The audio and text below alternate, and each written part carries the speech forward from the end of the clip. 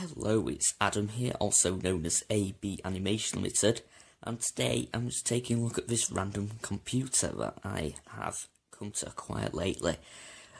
So, a bit of backstory. This is pretty much the oldest computer currently in my household. We've owned it since 2004.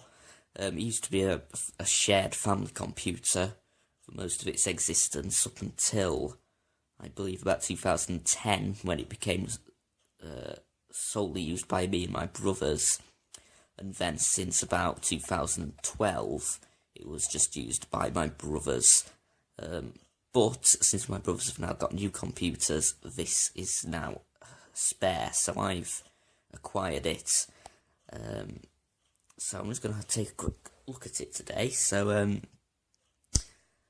I will start by saying that this is a very old computer and it's, by modern standards, very, very poor quality. So don't be expecting any really amazing specs or anything. Like I said, it was built in 2004. I know it has been upgraded a couple of times since then. I don't know what parts were actually upgraded, but I do remember it actually being upgraded many years ago. Okay, so we'll start here, I guess, at the front. So, here we have what I believe is a very old CD drive.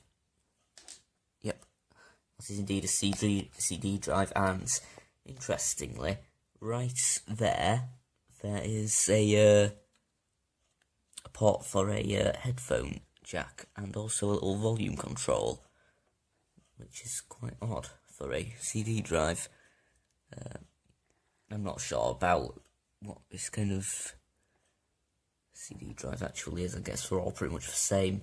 Okay, so there's another couple of empty slots there, but okay, here we've got the DVD drive. This was installed a few years later, after gamers started requiring DVDs instead of just CDs.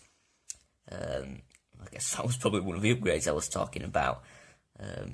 More simpler than that CD drive. And unbelievably, underneath that, it's actually got a floppy disk drive,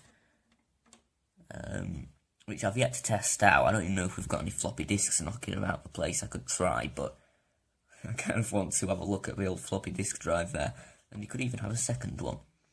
And down there, of course, you've got your reset button, power button, and the little lights would of course be there, and then there's two USB ports and another two jack port things. I don't know what the actual things are called, but yes, those. So now let's just have a look at the back. So around here, just remove this so that's actually in the light a little bit. Okay, what have we got? Well, you can see the back of the power supply there, of course. We'll actually have a look at that later once I open it up. It's apparently upside down. Yep, that's where your power supply would go, of course. I don't believe there's any actual fans built into the case here, actually. When I was looking inside the other night, I only saw a fan on the processor, and presumably there's one somewhere on the graphics card too, but there's not an actual, fan in there or whatever way you might expect of a modern computer. Right, so this is the fun bit, I guess. The old-fashioned keyboard and mouse sockets there, the old round ones they used to use.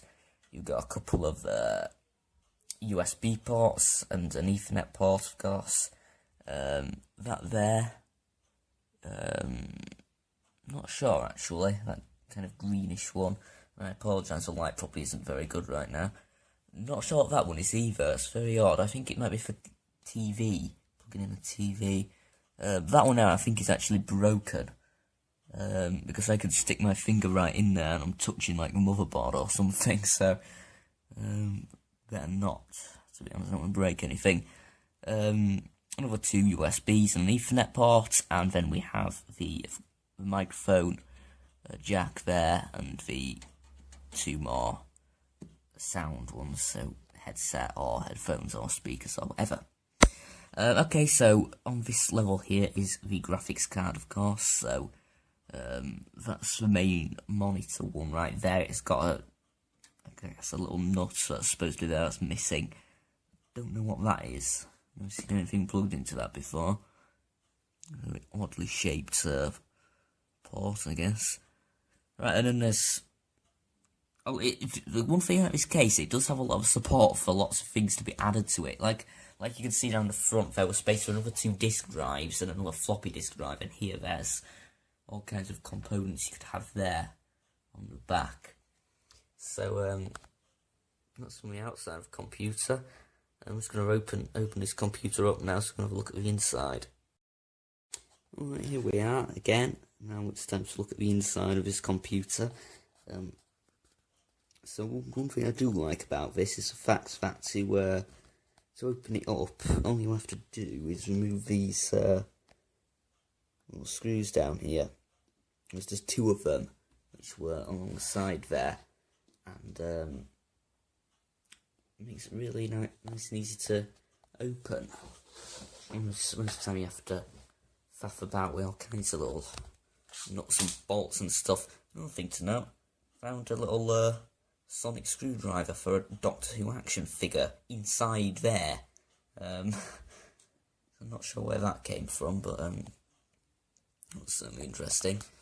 Right, I don't profess to be an expert when it comes to computer hardware, so I'm just going to have to assume I know what I'm talking about. Right, that's the power supply, of course. I don't actually know what the power supply is. Does it say somewhere on it? Let me have a look, what's that? It says...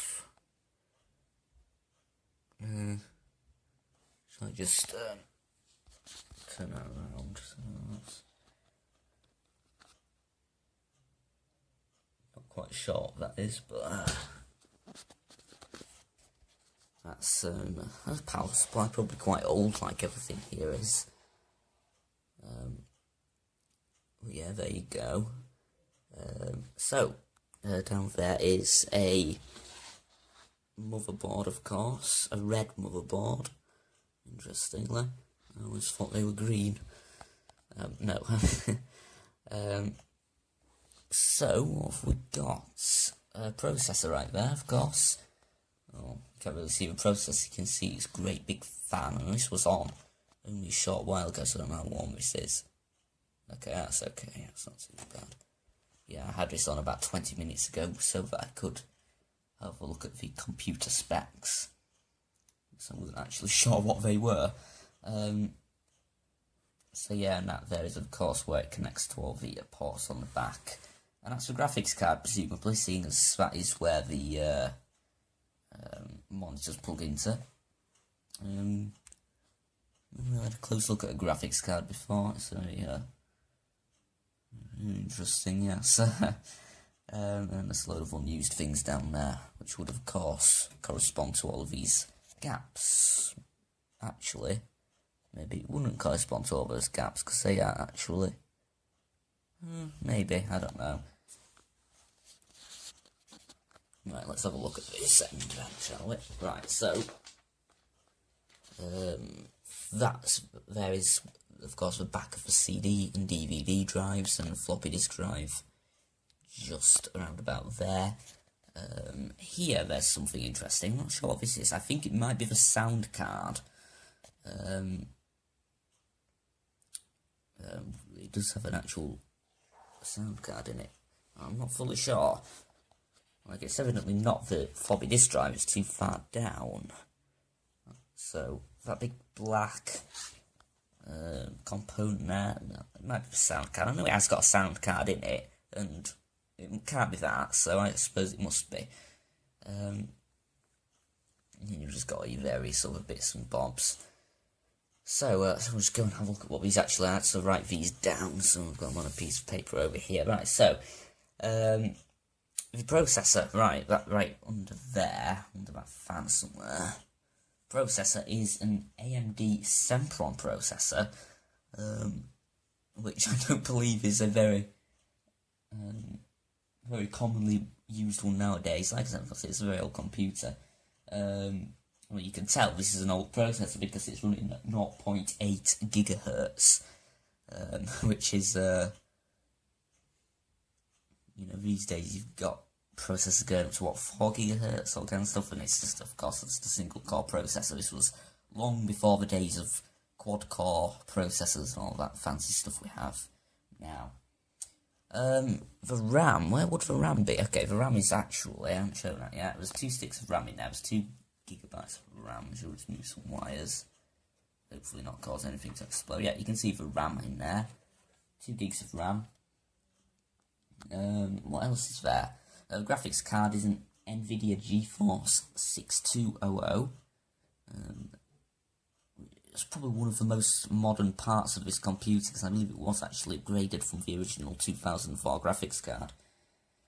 And the sound card, which I think is that, I'm not fully sure, I think it is though, is a Realtek AC97 audio device thing, I guess.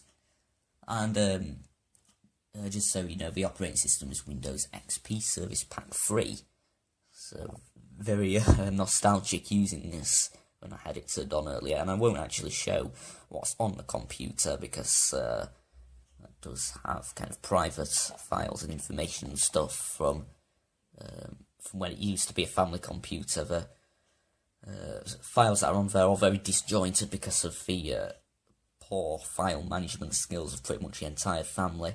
So there's like files from 2006 and like stuff relating to my dad's career, and at the same time there's all kind of files my brothers were making, and all the save games that I would have been really nostalgic to see from the games I used to play, of course ones that have all been deleted. Anyway, yes, that's that. What was I going to say? Yeah. So this computer, yeah, like I said, this isn't exactly a modern machine, of course. All the parts of it are very old. It does have a lot of history, though. Like I say, this was the machine that I pretty much originally started playing games on. We got it back in 2004, and I think the reason we got it was because our PC before that, and we don't have that one anymore, but believe me, that one was truly shocking by modern standards. It was running Windows 98, and although the one before this one was the one I actually learnt how to use a computer on, back in the day when you'd just load up Paint and do a Picasso drawing, where you just draw a squiggly line and fill in all the different shapes with the different primary colours.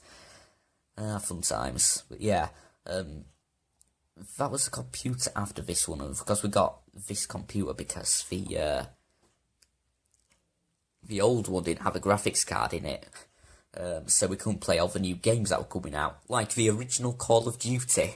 Yes, that was the reason why we got this computer, I believe, to get the original Call of Duty. Before that, we could only play things like the original Lemmings, which is on here.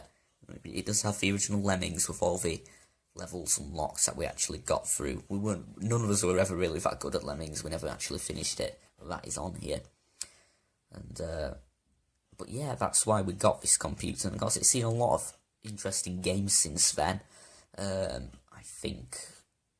don't think it ever, I'm trying to remember, we did quite often end up pushing this computer quite a bit too far than it was designed for, running games like Medieval 2 Total War. A lot of the Total War series were quite resource heavy on it. What else was there?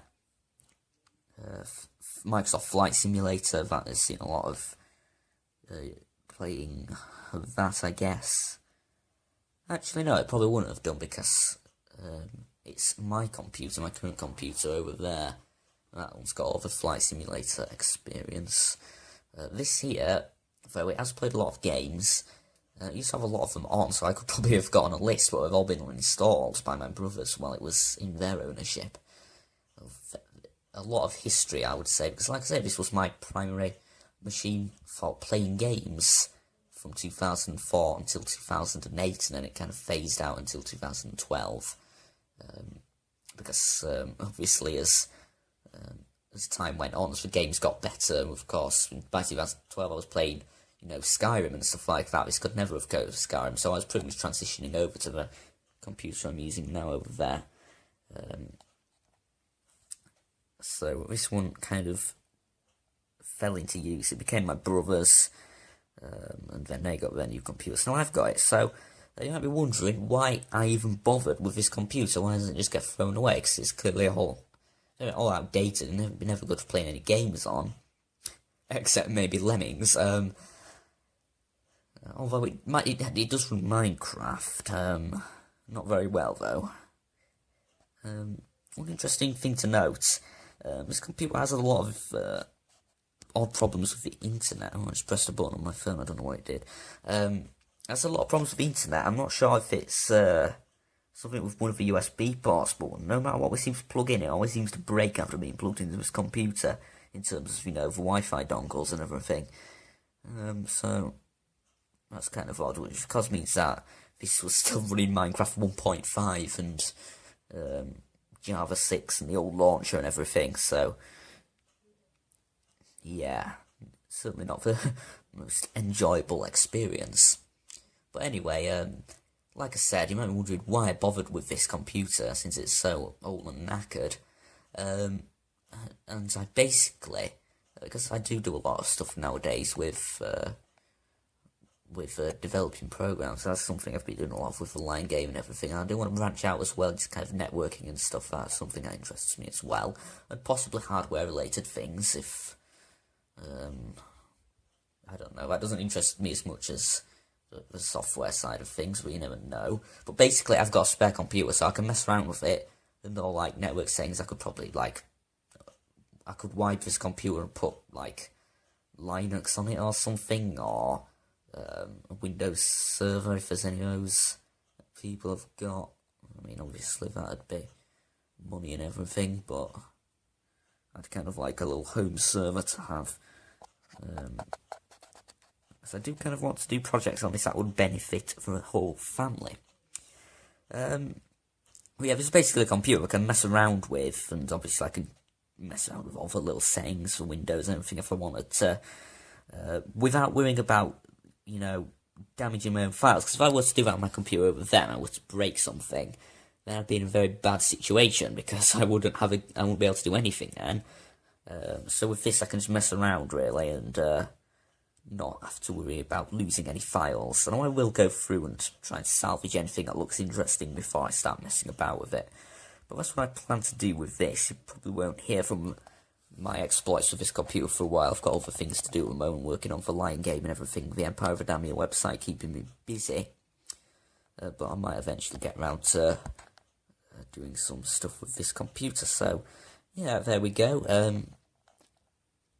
That's a kind of tour of my kind of gaming history, I guess, right here. Back in the old days, not really my first PC as such, because it was a family PC, but yeah, certainly very interesting from my point of view in terms of nostalgia, and for an old PC as well. I hope many of you will find that interesting, because you don't really find these kind of components anymore, of course, because it's also outdated. But yeah, that's all from me for now. So if you liked this video, a like would really be appreciated.